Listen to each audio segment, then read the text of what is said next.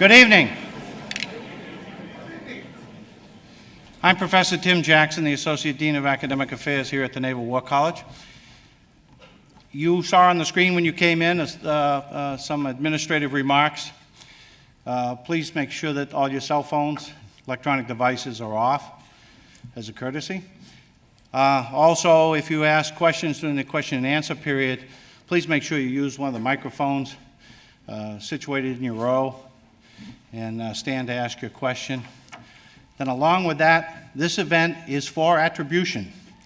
It is being taped and recorded by C-SPAN and the Naval War College and will be published at a later date. So I thank you very much for your cooperation. It is with great pleasure that I get to introduce the Provost of the Naval War College, Ambassador Mary Ann Peters. Ambassador.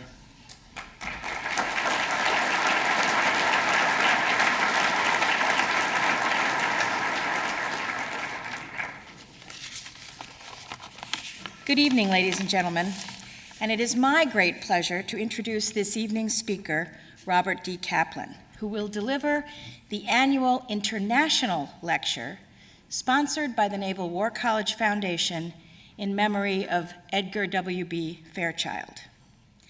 Mr. Kaplan is a senior fellow at the Center for a New American Security and a national correspondent for The Atlantic. But that brief description does not begin to capture what Mr. Kaplan really does. He is the author of numerous books and articles that illuminate contemporary and emerging conflicts, often through the prism of history or geography. But Mr. Kaplan is not an armchair analyst. He writes from his experience, from extensive travel, conversing, and eating and drinking with the people he writes about. I read Mr. Kaplan's third book, when I was in Bulgaria in 1993. The book is called Balkan Ghosts. And we, my husband and I, had been stationed in Bulgaria since 1991, and thus had a front row seat for the bloody disintegration of Yugoslavia. And Mr. Kaplan's description of the thrall of Balkan history rang very true for us, as it has for so many who have spent time in that region. Since Balkan Ghosts, Mr. Kaplan has written influential books and articles on a range of issues that encompass what one reviewer of his works called the San Andreas faults of the modern geopolitical system. But Mr. Kaplan has also spent much of his time and effort living with and writing about the U.S. military. In 2004, he wrote an article for The Atlantic depicting a consummate soldier diplomat, Colonel Tom Wilhelm, who was then our defense attaché in Mongolia and later a colleague of mine at the Marshall Center in Germany. In 2005, Mr. Kaplan published Imperial Grunts, on the ground with the American military from Mongolia to the Philippines to Iraq and beyond. In 2007, he published Hog Pilots, Blue Water Grunts, the American military in the air, at sea, and on the ground. And from 2006 until 2008, Mr. Kaplan was the class of 1960 Distinguishing Visiting Professor of National Security at the Naval Academy. But tonight, Mr. Kaplan is going to talk to us about the geopolitics of a region of increasing importance, the Indian Ocean. In March of last year, he published a seminal essay in Foreign Affairs called Center Stage for the 21st Century, in which he argued, and I quote, "Precisely because India and China are now emphasizing their sea power, especially in the Indian Ocean, the job of managing their peaceful rise will largely fall to the U.S. Navy." Just last month, Mr. Kaplan published a book about the Indian Ocean entitled Monsoon, the Indian Ocean and the Future of U.S. Power. And it is that vital part of the world that Mr. Kaplan will talk to us about this evening. Please join me in a warm welcome for Mr. Robert Kaplan.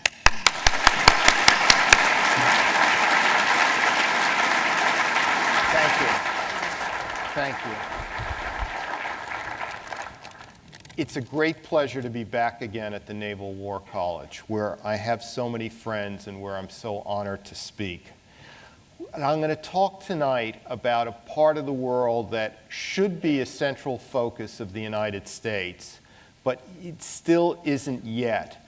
But as is often the case, elements of the U.S. military are ahead of the curve as to where the trend of current events are headed. Let me start with two things. We're all prisoners of the Mercator projection, Americans, that is. The Mercator projection is the world unfolded on a flat rectangle that shows North America and South America in the center, with the Indian and Pacific Oceans consigned to the edges, and therefore to the edges of consciousness as well. What we see in the center is our own world. We think that we are at the heart of everything. After all, the United States is an Atlantic-Pacific country. We have seaboards on the Atlantic and the Pacific. Our wars in the 21st century, in the 20th century, World War I, World War II, Korea, Vietnam, all encompassed in one respect or another were either Atlantic or Pacific oriented.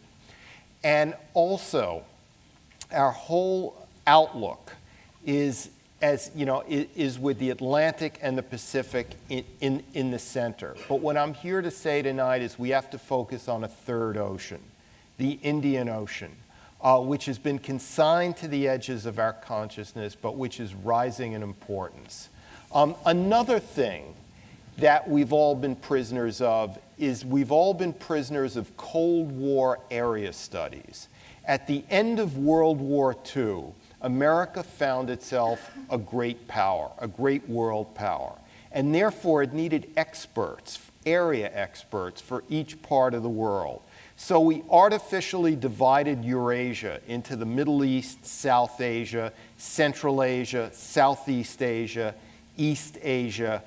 Universities did this, think tanks did this, the Pentagon did this, the CIA and the State Department all did this. And what I'm here to say tonight is that these divisions are collapsing. It's all flowing together into one organic continuum, especially the southern navigable rimland of Eurasia, from the Horn of Africa through the Indonesian archipelago and north all the way to the Sea of Japan.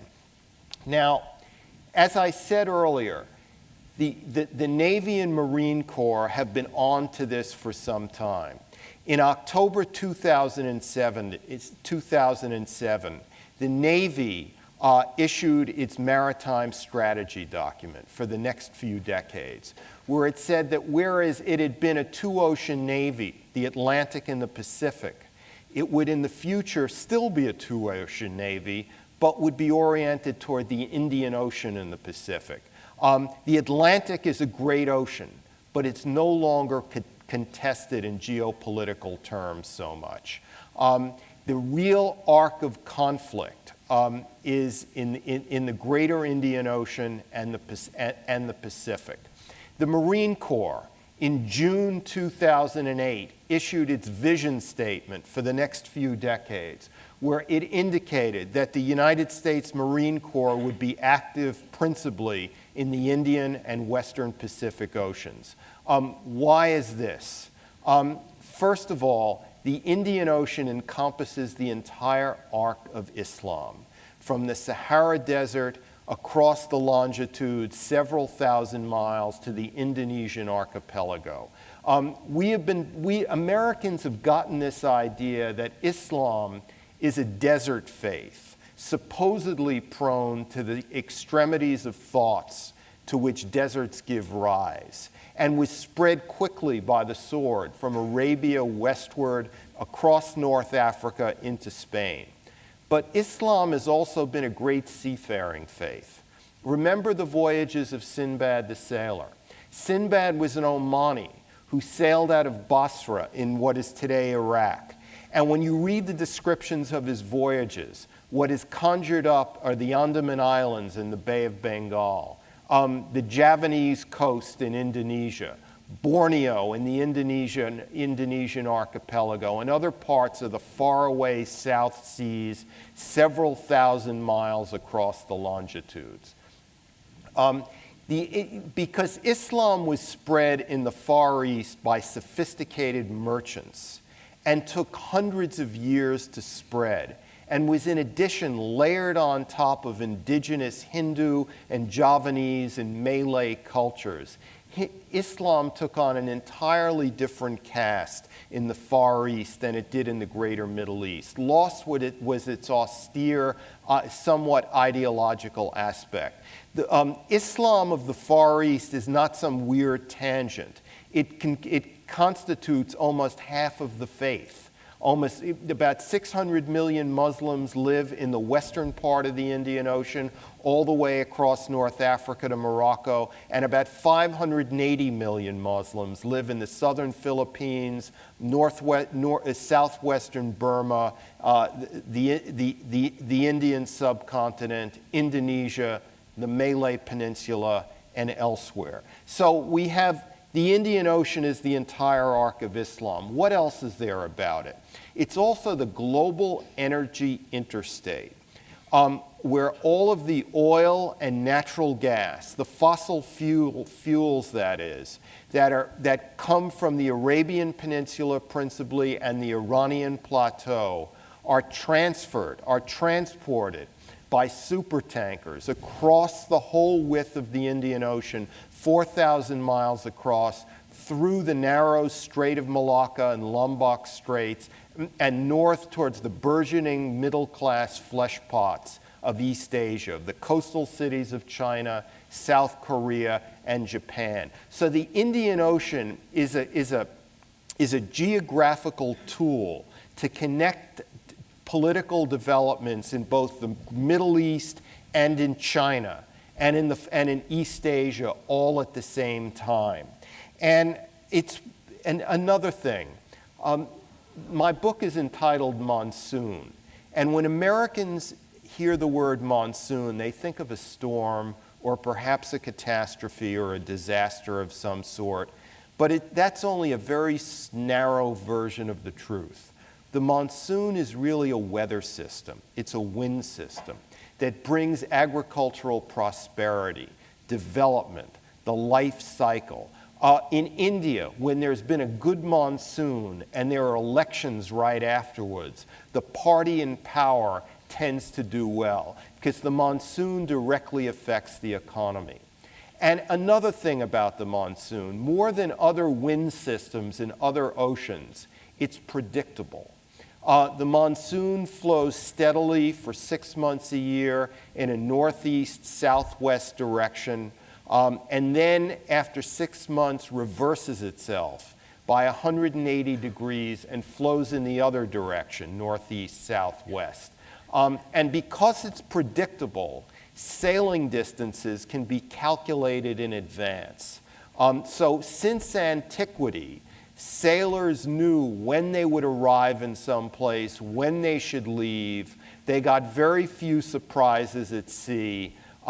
This is unlike other oceans. So that the Indian Ocean did not need to wait for the age of steamships to unite it. And because of the monsoon, the Indian Ocean, 4,000 miles across, constituted one intimate cultural community.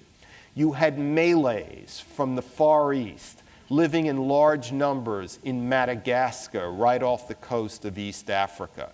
You had Yemenis from the Arabian Peninsula in large numbers, living 4,000 miles away in the Far East in the Indonesian archipelago. You had Gujaratis from northwestern India, living all over the Indian Ocean. And in addition, you had Omanis from southeast Arabia living in large numbers in East Africa. Everyone was everywhere in this ocean since antiquity because of the monsoon winds. It's why you find the remains of many, not just a few, of many 7th and 8th and 9th century mosques of Arabs and Persians in coastal China. It's why you had Chinese navigators from the early Ming dynasty visiting Yemen, in southwest Arabia, and those of Mongol Islamic descent making the pilgrimage to Mecca. Literally, everyone was sailing around everywhere. And because of this, the Indian Ocean, up until the arrival of the Portuguese in 1498 with Vasco da Gama sailing to India. Let me put an aside here. We often read in our history books that Vasco da Gama, the Portuguese navigator, discovered India. He didn't discover India. What he discovered or rediscovered for the Europeans was the wind system, the monsoonal wind system that would allow one to sail from what is today Kenya in East Africa across the Arabian Sea to Calicut on the western coast of India. When da Gama arrived in India, he instituted 500 years of Western dominance over the greater Indian Ocean and the Western Pacific. After the Portuguese came the Dutch, the French, the British, and finally the American Navy at the end of World War II. But before da Gama, the Indian Ocean constituted a relatively peaceful, robust trading system dominated by Arabs, Persians, Hindus, Chinese of several dynasties that crisscrossed each other all along the trade routes. And this trading system, I believe, will come back, will reemerge as Western dominance of the Indian Ocean. That 500-year period of Western dominance begins to dissipate as we enter not just an economic multipolar world, but a military multipolar world where in relative terms, the United States Navy gets smaller in these seas. And I'll go into that a bit later. Notice I talk about the Indian Ocean and the Western Pacific as one unit. They're united by the Strait of Malacca, the Lombok Strait, and other Indonesian straits. But in the 21st century, we're liable to see other forms of bringing these two bodies of water together. There have been feasibility studies for building a canal in the Isthmus of Kra in southern Thailand, a $20 billion project that would equal the Panama Canal as an engineering miracle. Dubai Port Worlds is doing feasibility studies for land bridges across the Malaysian peninsula. And the Malaysian government itself is studying various land bridge schemes. The point is there are going to be more connection points between the Bay of Bengal and the South China Sea, that is from the eastern Indian Ocean and the southwestern part of the Pacific Ocean. So it will be one organic continuum bringing especially Middle Eastern hydrocarbons to Asia. And why do I emphasize maritime affairs so much? It's because in this jet and information age, still 90% of all commercial goods still travel by sea. And in terms of container ships, the Indian Ocean is emerging as the center of the world, the Indian Ocean and the Western Pacific. Now, in this world, what is going on in great power terms is, think of China moving vertically south towards the Indian Ocean, and India moving horizontally east and west along the Indian Ocean. China is building or developing state-of-the-art harbor facilities in Gwadar in Pakistan and southwestern Baluchistan, near to the entrance of the Strait of Hormuz, in Chittagong in the eastern part of Bangladesh, in Kayuk Phru in Burma, off the natural gas fields of the Bay of Bengal, and in Hambantota at the southern extremity of Sri Lanka. China does not seem to this is a controversial topic about what China intends with these ports. It doesn't seem at this point that China wants full-fledged naval bases there. That would be too provocative to India, and China is at pains to make people feel that its rise is benevolent and non-hegemonic. I think what China envisions, or at least at this stage, is warehousing throughput facilities for commercial goods that will, in all of these ports, that are destined for the Middle East and East Africa. At the same time, China is building bunkering facilities where its warships and merchant marine ships can be stored up with fuel, can get repaired, etc. It's unclear what the Chinese intend. If anyone tells you this is Chinese grand strategy, don't believe them. Because the Chinese themselves may not know what their grand strategy is. Because the Chinese, though it's an authoritarian government, in the end, still has a whole wealth of think tanks, of area experts, of various factions of the party that argue and debate with each other in academic journals and otherwise. So China is feeling its way towards the Indian Ocean with and all of these ports and harbor facilities that it's building are all in countries where China is also providing significant military and economic aid. So, with the combination of strong diplomatic and military representation and the building of these ports, it's clear that China will be able to use these ports, which will be the 21st century equivalent of 19th century British coaling stations, which all along the route that Chinese ships that ships have to sail to bring the hydrocarbons from the greater Middle East to the cities of coastal China. China, whose territory was ravaged by the West, by Japan, by Tsarist Russia in the 19th century and early 20th century, where China was split up into 10 parts, actually.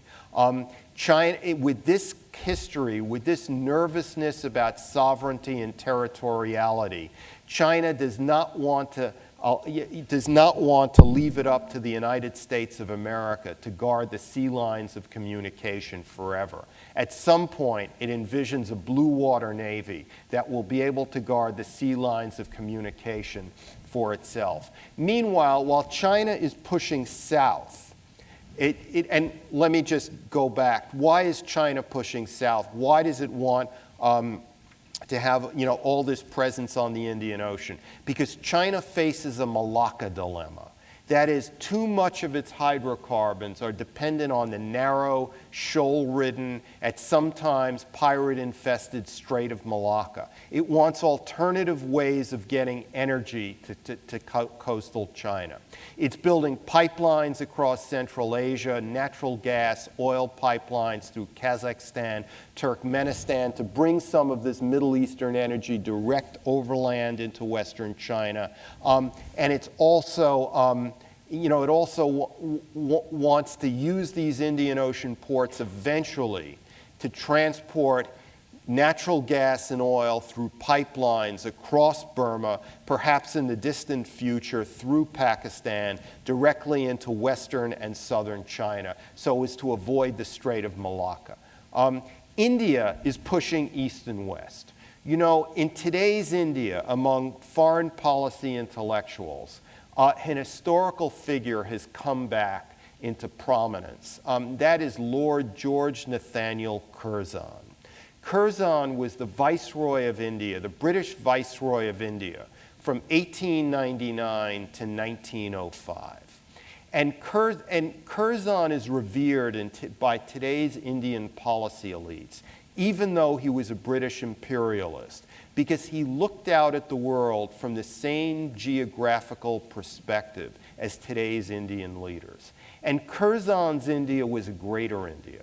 It included today's Pakistan, Burma, and Bangladesh as well. And in Curzon's India required shadow zones of influence in the Middle East, particularly in Iran, in Arabia, in Central Asia, and in Southeast Asia up to the Gulf of Siam, all along the Indian Ocean littoral. And what's happened is that the Indian sphere of influence and the Chinese sphere of influence are overlapping. India and China do not have a difficult history. There's no long-standing hatred or warfare. There was a war they fought in 1962 in the foothills of the Himalayas. But beyond that, the two countries have had a relatively peaceful past, separated as they were by the high walls of the Himalayas. Buddhism spread from India into China in the early modern centuries. But what has created this Indian-Chinese rivalry, and I use the word rivalry, not conflict, is the shrinkage of distance caused by the advance of military technology. You have now Chinese airfields in Tibet with Chinese fighter jets whose arc of operations include India. You have Indian warships in the South China Sea. You have Chinese warships in the Indian Ocean. There's, because of military technology and their churning economies, these two demographic behemoths find that their spheres of influence increasingly overlap. As I say this, keep in mind, while India's growth has dehyphenated it from Pakistan and hyphenated it with China so that we less and less compare India with Pakistan and more compare India with China, India is still not nearly on the same level of development as China.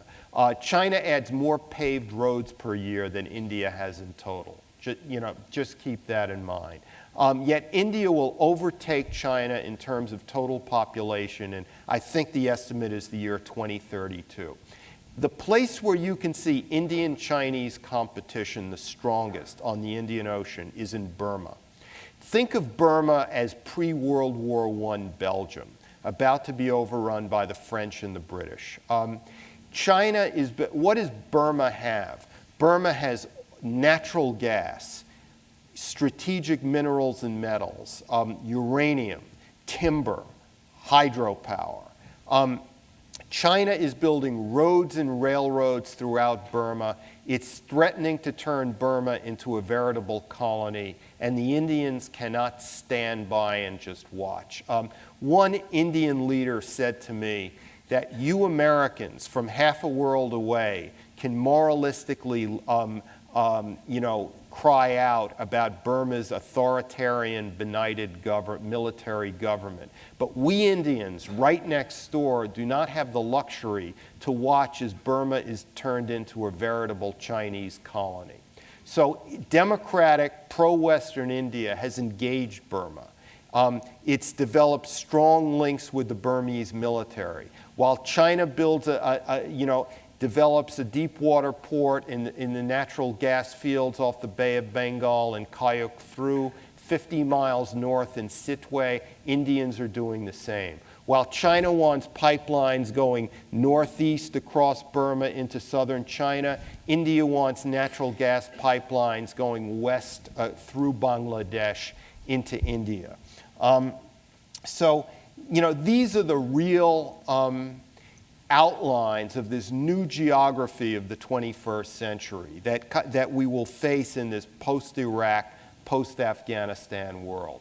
By the year 2035, the world will consume 50% more hydrocarbons than it's consuming now. And half of that consumption will come from India and China. And much of that consumption will come via the Indian Ocean from the greater Middle East. And this world, this interconnected world is driven by several things. The United States has a missionary foreign policy, whether it's Democrats or Republicans ruling. The goal of our foreign policy is always to spread liberal democracy and capitalism. This former Soviet Union had a missionary foreign policy, spreading communism. China does not have a missionary foreign policy. China's foreign policy is driven by the need to acquire large stores of natural gas, oil, strategic minerals, and strategic metals. in order to raise the living standard dramatically of 1/5 of humanity. China's leaders want to raise hundreds of millions of Chinese into the middle class. And to do that, it will need tremendous amounts of natural resources. And that's why it's going everywhere in search of it, from Africa to Central Asia to the Middle East, from off the coast of Burma, bringing this oil and natural gas, and coal and other things into China. And this world, this Indian Ocean maritime world, factors in Central Asia even. While we Americans continually ask ourselves, how can we leave Afghanistan? The Chinese are asking themselves, how can we stay in Afghanistan? China is already prospecting for copper in Afghanistan, protected by American troops. China has its eye on the $1 trillion worth of minerals and metals under the surface of Afghanistan. Were the United States to semi-stabilize Afghanistan and further stabilize Pakistan, this would be a big strategic victory for the Chinese, because it would allow China to continue to build what it's already started, a road and pipeline and rail network throughout Central Asia, parts of the Middle East, leading directly into China, bringing all sorts of natural resources. If you look at the map of the Tang dynasty in the 8th century BC, you see a map of China that included even Khorasan and northeastern Iran, and all of Central Asia, including Afghanistan, into Western China. So this is, so think of a world a few decades hence where you have roads and pipelines linking Afghanistan and Pakistan and Iran with ports on the Indian Ocean that will then load onto ships crossing the Indian Ocean, or going the other way with ships depositing oil and natural gas moved up through roads and pipelines and then transported across into Western China. Now, what are we talking about here? We're talking about that the sum total effect of the Iraq and Afghanistan wars, whatever you think of those wars, has been to fast forward the arrival of the Asian century. And by Asian, I mean South Asian and East Asian both, one organic Eurasia. And I mean this not just in an economic sense, because after all, East Asia has been rising economically since the late 1970s. There were cover stories over 30 years ago in Forbes and Fortune magazine about the rise of the Pacific Tiger economies. I mean the rise of the Asian century in a military sense as well. It's not just China's military. India's navy is on its way to becoming the 3rd largest navy in the world. Japan, supposedly quasi-pacifistic Japan, which devotes only 1.5% of its of its GDP to defense, has 123 warships of the highest quality. That's 4 times as many warships as the British Royal Navy. And this was before the British government announced the steep defense cuts of about 3 weeks ago. You have, well, let me put it this way. At the start of the Cold War, at the end of World War II, when you looked at Asian militaries, India's, China's, others, they were basically unsophisticated, very large land armies, which were good for bringing in the crop, for building roads, for basically inculcating the sense of nationhood. They were vehicles for developing a nationalistic mentality, and they were focused inward on the nation itself. The Indonesian military was focused on controlling politics in Indonesia, not in focusing outward towards other countries. But as the decades rolled along, and Asia developed economically and prospered economically, you had the emergence of honest-to-goodness civilian military, post-industrial military complexes, complete with cyber capabilities, missiles, air forces, sophisticated navies, militaries that were focused outwards towards each other rather than inwards towards nation building. And then, of course, there's the Chinese military.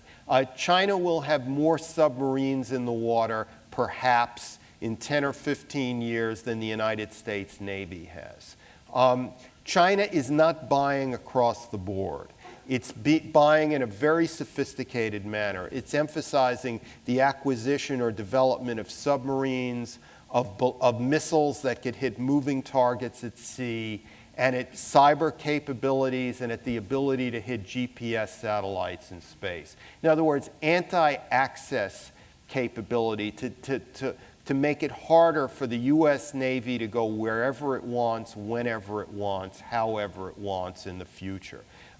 So that at the end of World War II, through the Cold War, the Western Pacific and the Indian Ocean were veritable American lakes. That is slowly starting to change.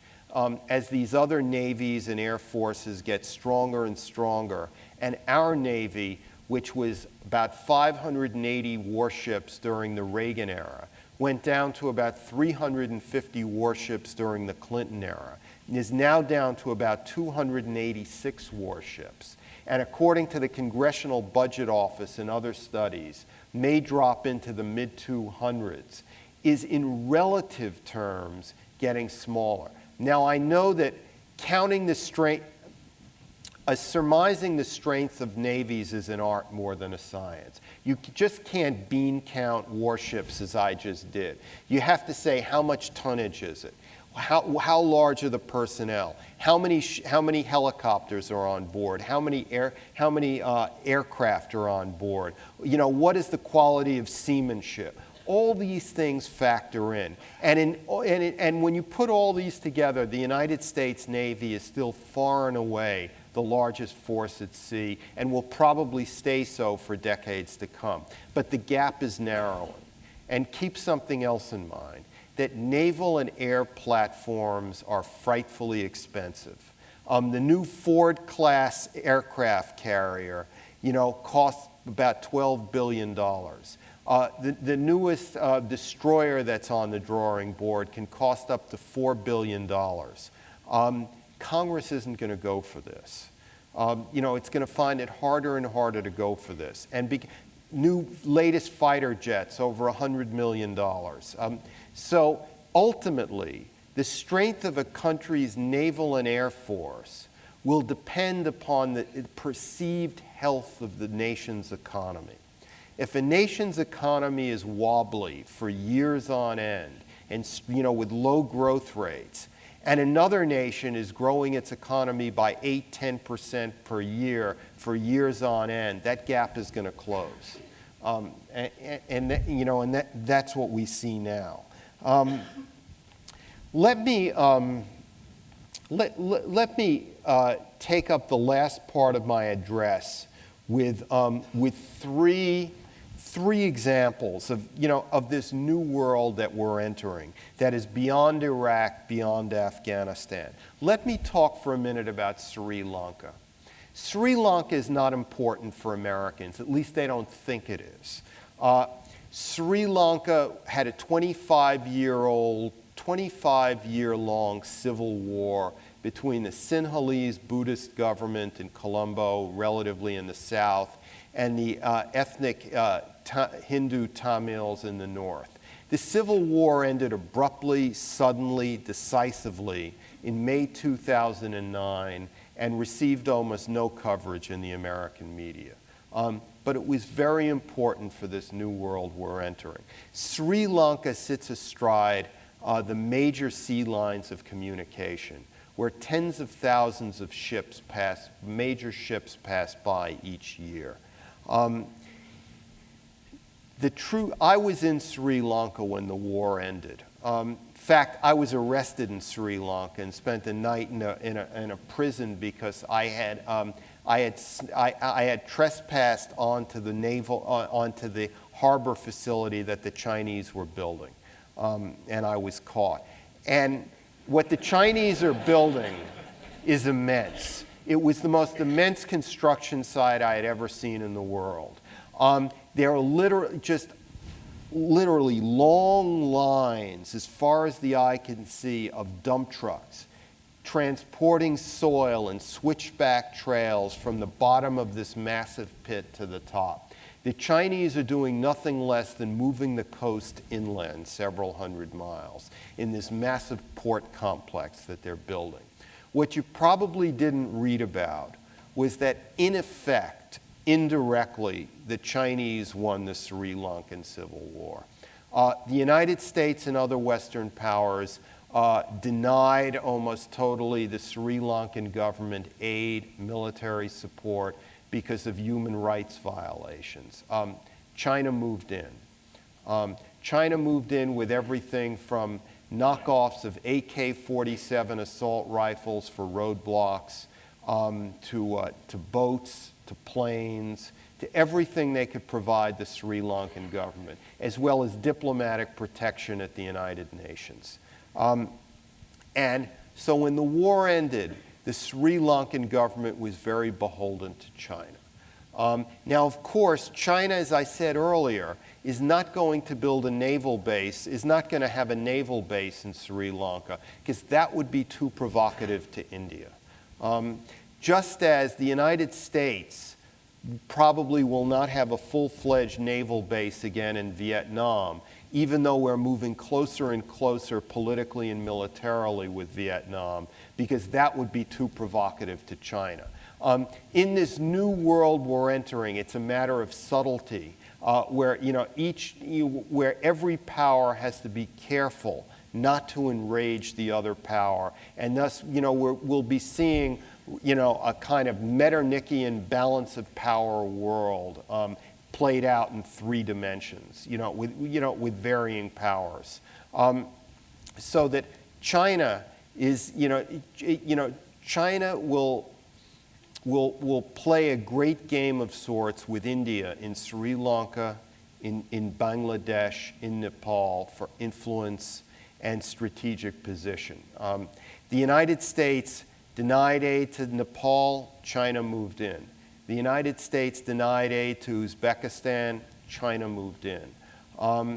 In a way, it's very good for the United States that India is involved in Burma, because that way there can be one balancing power, essentially indirectly protecting our interests in Burma. And so a country like Sri Lanka becomes incredibly important in this new world, where you have India and China balancing against each other, and where the United States is more indispensable than ever, because we're the only Asian power that doesn't have territorial pretensions on the Asian mainland. So that the United States, essentially needs to leverage like-minded democratic others in India, in Indonesia, in South Korea and Japan, all the places where President Obama is currently visiting, in order to manage the rise of China in a peaceful way. The other place I'd like to mention is Taiwan. There are 270 commercial flights a week between Taiwan and mainland China. At the same time, there are many hundreds of missiles from China focused on Taiwan.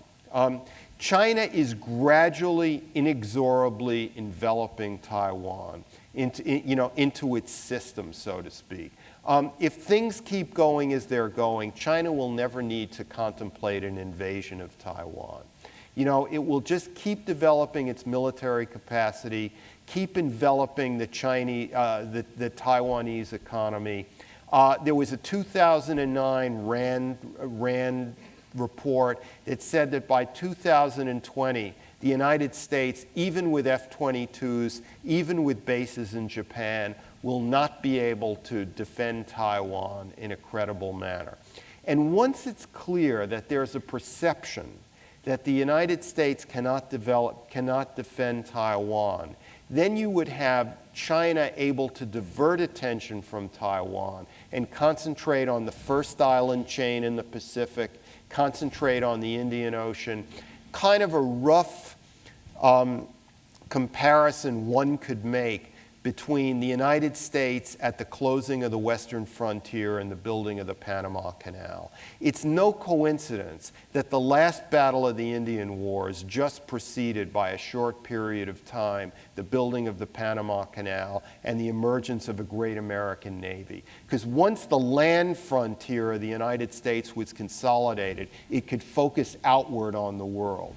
Once Taiwan is effectively consolidated by China, that would herald a real multipolar military world, which is still largely unipolar because of the not because of American troops in Iraq and Afghanistan, but because of the preponderance of the U.S. Navy and Air Force. And finally, let me talk a bit about the South China Sea. As I said before, Vietnam, which dominates the western boundary of the South China Sea, is emerging as one of the surest American allies in all of Eurasia, precisely because Vietnam defeated the United States in a war. It has no chips on its shoulders, no axes to grind, no grudges to bear, no face to lose, by openly entering into a military alliance of sort with the United States without needing to make explanations or apologies to its neighbors. And Vietnam greatly fears China. Vietnam, Indonesia, other countries in East Asia all have China as their largest trading partner, and therefore they require the United States as a kind of hedging power, as a balancer, against China. Indonesia has only 2 submarines. China has many dozens. Indonesia requires the presence of the United States Navy to balance against China. But Indonesia cannot say this publicly because Indonesia would be afraid to alienate others in the Islamic world. Remember, Indonesia is 240 million people, 200 million of which are Muslim, the largest Muslim society on earth. So let me just say a few words about the South China Sea, which Indonesia, Vietnam, the Philippines, Malaysia all border, in a sense, all border. They all have conflicting claims against each other because the South China Sea is rich in oil, rich in natural gas. It's the main gateway to the Indian Ocean, thus to the greater Islamic world in one direction, and it's the gateway to coastal China, to South Korea and Japan and all the trade and consumer goods that is.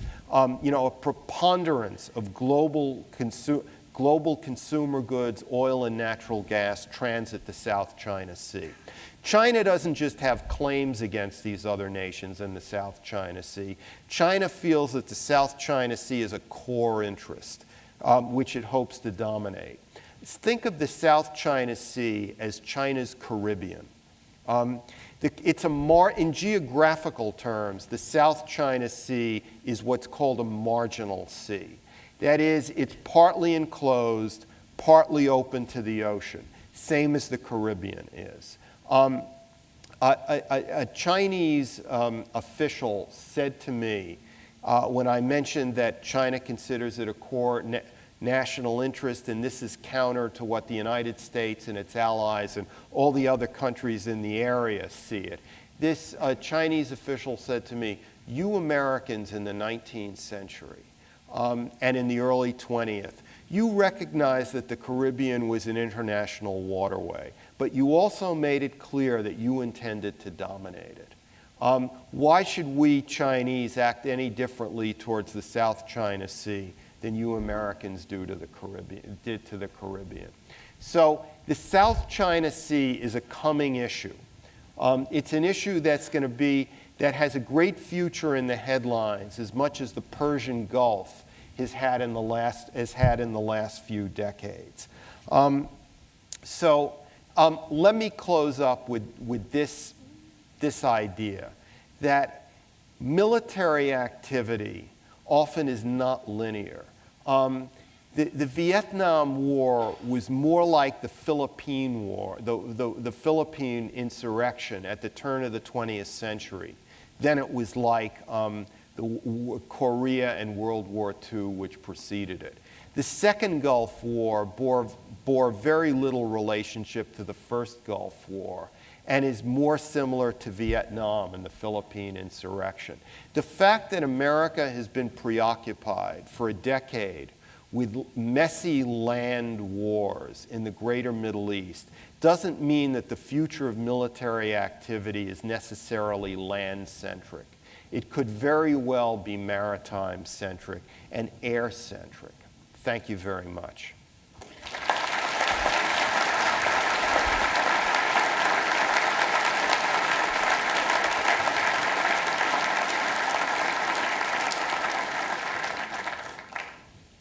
Okay, I'll take questions now. Yes, sir. J. Strauss Foundation. It appears to me everything you say is wonderful. It's to learn, and some of which I know, that economic nationalism will rear its ugly head in the near future because of the need of all these raw materials and open sea lanes. And the Navy's mission statement is to keep the oceans open for global commerce. So therefore, I wanted your comment about this being a stakeholder as opposed to warlord. Yes. Nationalism is young and virile in Asia to the degree that it isn't in Europe. Europe is already in a post-national phase. And that's connected to what Secretary Gates has said openly, is Europe's aversion to using military force. Countries like China, India, other countries in the region are not ashamed of their militaries. They're not afraid of using them. And they have real national consciousness with, most importantly, united elites. Their elites may argue with each other, they may have feisty debates with each other, but they're not so divided by fundamentals of foreign policy as our elites are. At times. So, so that's why I say we're not entering a Kantian realm of perpetual peace. We're entering more of a kind of 19th century European realm of strong nationalisms. This does not necessarily foreshadow war or violence, because Europe was very land-centric. This is a very maritime-centric area, and maritime-centric areas tend overall to be more peaceful, less volatile. The question is, with China becoming a great power, isn't it reasonable to assume that China would be what Trade Representative Robert Zellick, when he was Trade Representative, said China needs to be a responsible stakeholder in the world system. If China is going to help dominate the global system, it should help protect it, help protect the sea lines of communication, cooperate with the United States on various things. It's been a challenge getting the Chinese to see it this way, because from their point of view is let the Americans struggle in Afghanistan. If they succeed, that's good for us, and meanwhile they're diverted from concentrating on East Asia. So it's a constant challenge to get these up-and-coming nations to kind of make the same sacrifices for the global system as say the United States has had. Because what is the ultimate result of American power? It's to make the sea lines of communication safe so that globalization can proceed, and that piracy is an interesting nuisance still, though it threatens to maybe get worse. Excuse me? Yes, I have. Yeah. What role do you see in the future of the Indian Ocean for the major American naval base in Diego Garcia? Well, It's British, but I'll call it American. yes, I think the lease ends in 2016 for Diego Garcia, if I'm not mistaken. I imagine it will be extended. We depend significantly on Diego Garcia.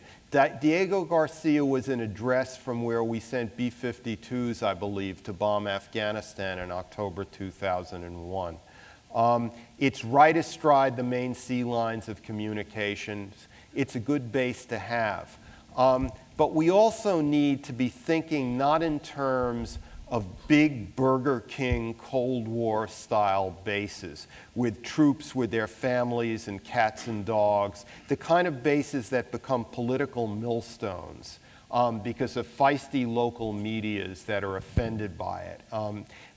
So it's not just Diego Garcia, it's our bases in South Korea, in Japan, that we need to kind of reconfigure into more austere, subtle operating places, which will be under local sovereignty, where we'll provide aid, but where our footprint isn't as pronounced as it presently is.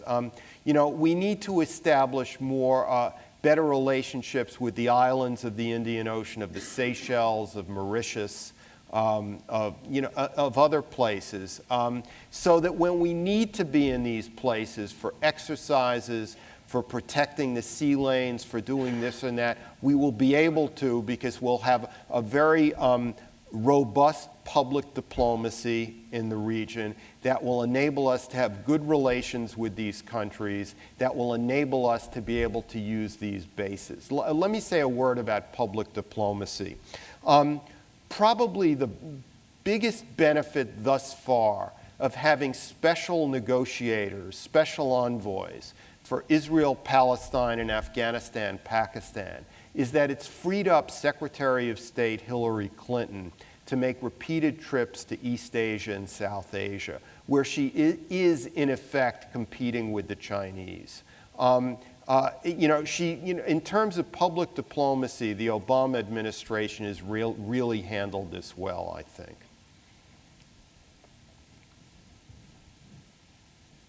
Let's see. Yeah, there's a hand up in the back there. Yes, Mr. Kaplan, Commander Shugart, United States Navy.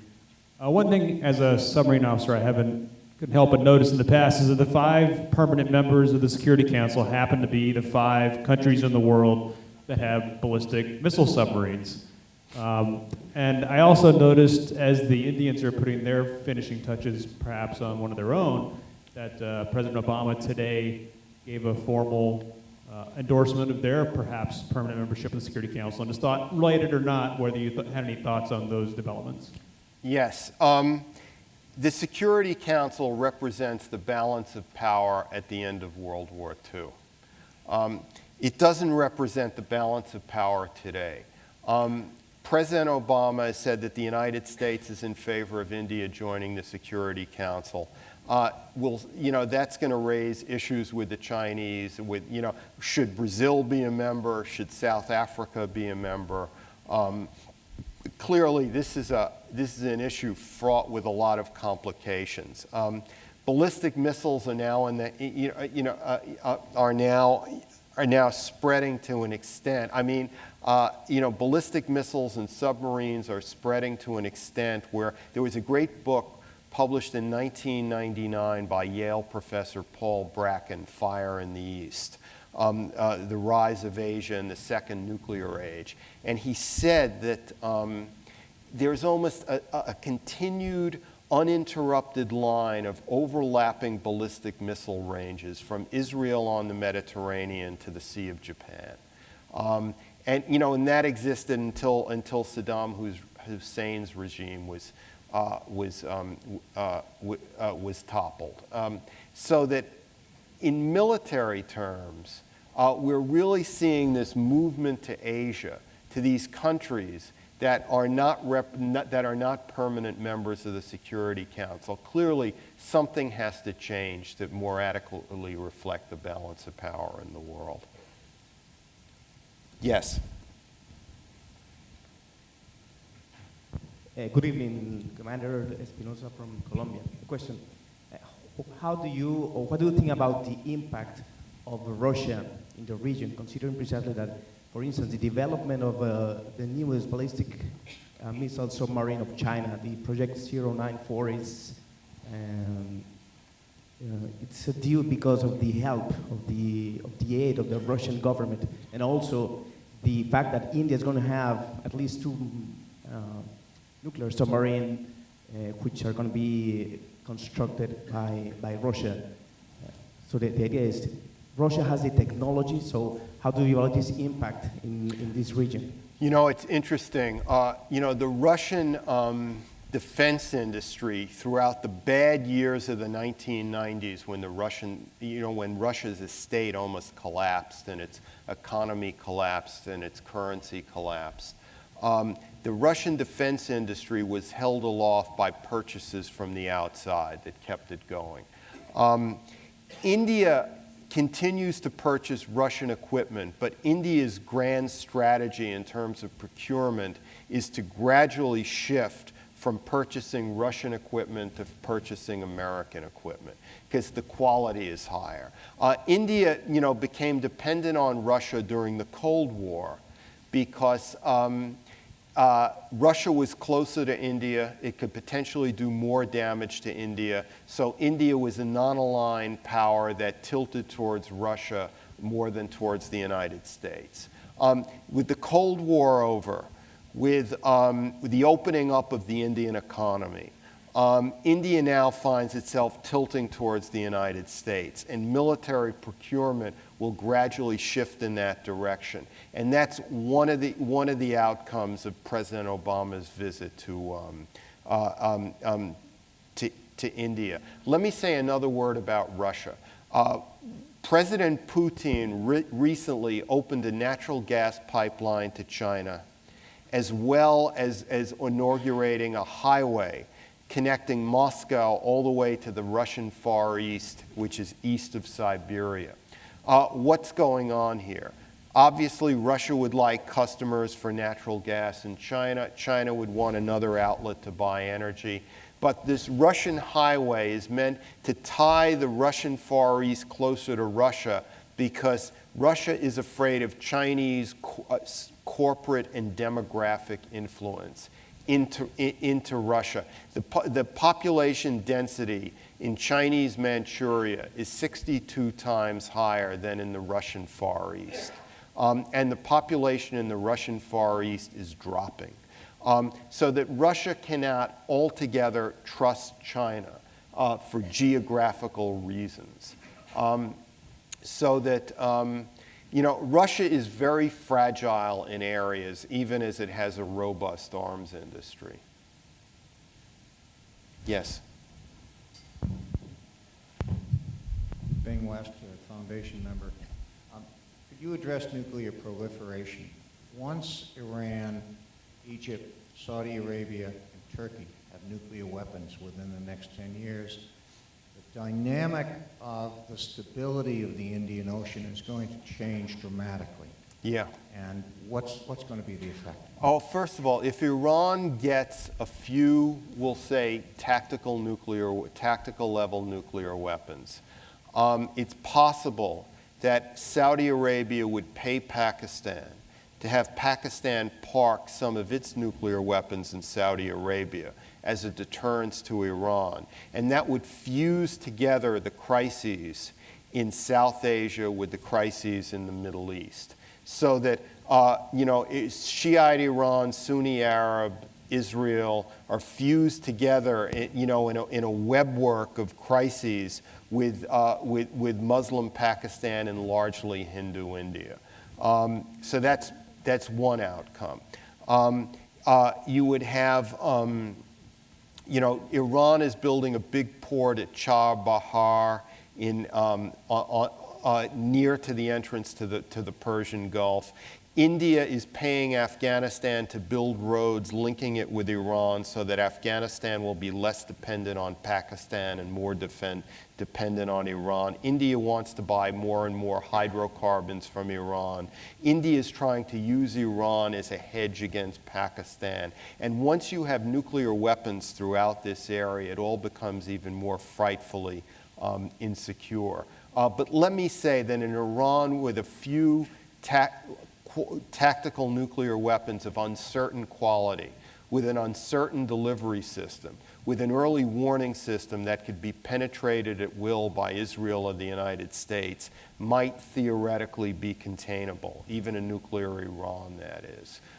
So I'm not here advocating a strike against Iran, but it will further militarize this whole Indian Ocean system.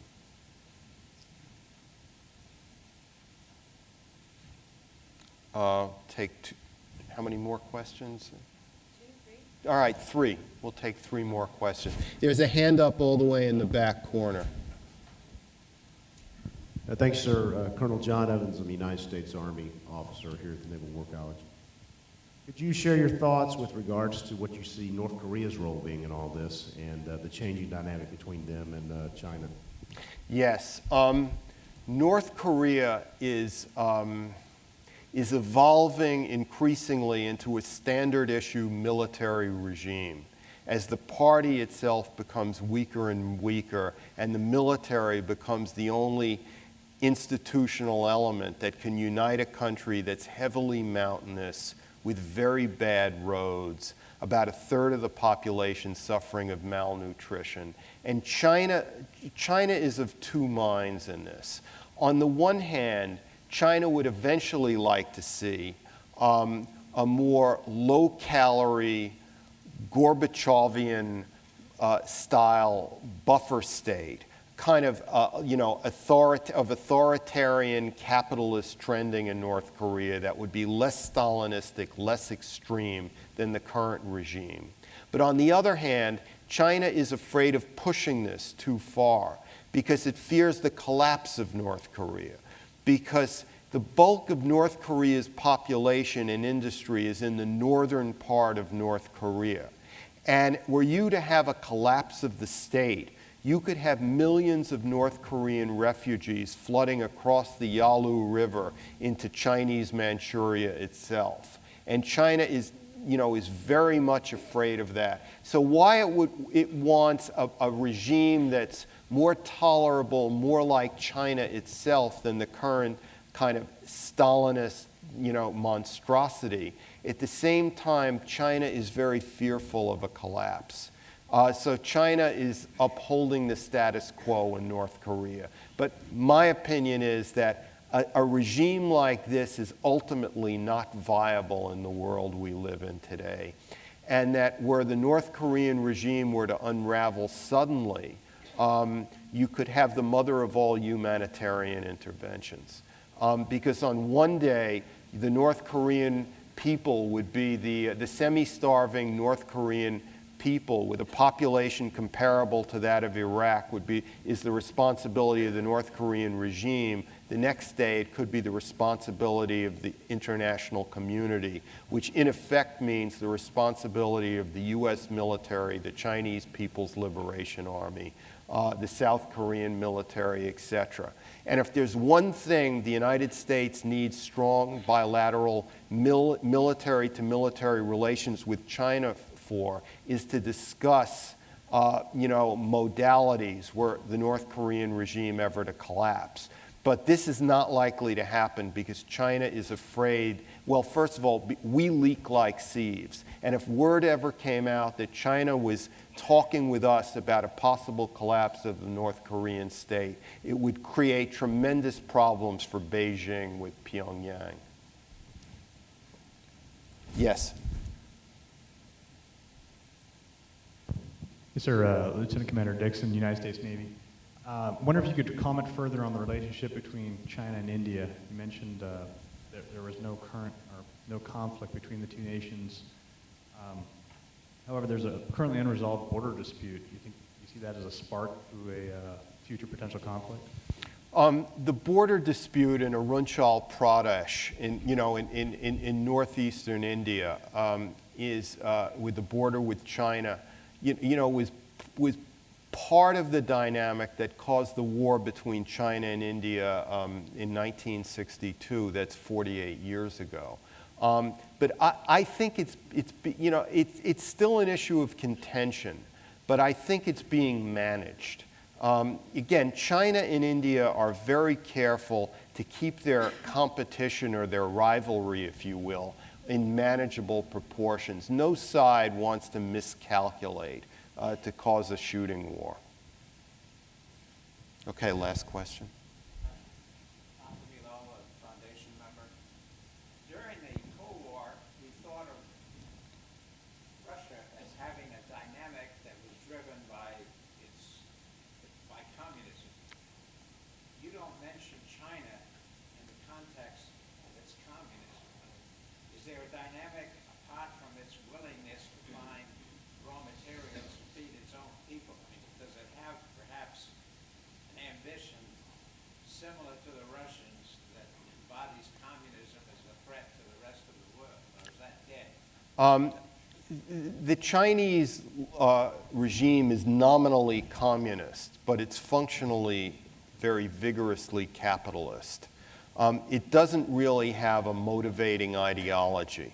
I think of two things when I think of China in this regard. One is that China's current borders more or less mirror China at the apex of its imperial ambitions. In other words, our present borders encompass most of the previous Chinese empires. Yes, Mongolia, which is independent, used to be part of the Manchu Qing dynasty, and some other areas that were part of previous dynasties are not part of China. But more or less, China is as big as it's ever been and is more secure on land than it's ever been, and that gives China the luxury to go to sea. But at the same time, China still has in its relatively recent memory in the 19th and early 20th century, the terrible experience of having their territory violated by Western nations through the treaty system, the extraterritoriality system, and where Chinese cities were in fact controlled by Western nations, where the Japanese had taken the Shandong Peninsula, made a puppet state in Manchuria, where the Russians controlled the rail link across Manchuria. So China is very nervous about sovereignty. At the same time, its map is very, very big. What this adds up to me is China is motivated to kind of build out its sovereignty, not necessarily in an imperialistic way, but it sees that up to the first island chain, and that first island chain is the Kuril Islands, Japan, the half island of the Korean Peninsula, right down to Taiwan, the Philippines, Indonesia, and Australia, that this is more or less China's rightful sphere of influence, given China's size and its, and where it's, and its history, and that is where we will come into some conflict, because, to us, inside the first island chain is almost all international waterways.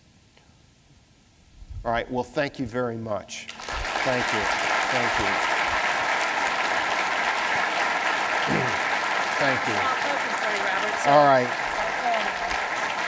Thank you very much. That was fabulous. All right. Thank you. Thank you. Thank you very much for this. Perhaps you've already read it. I don't know. Yeah. Thank you all very much.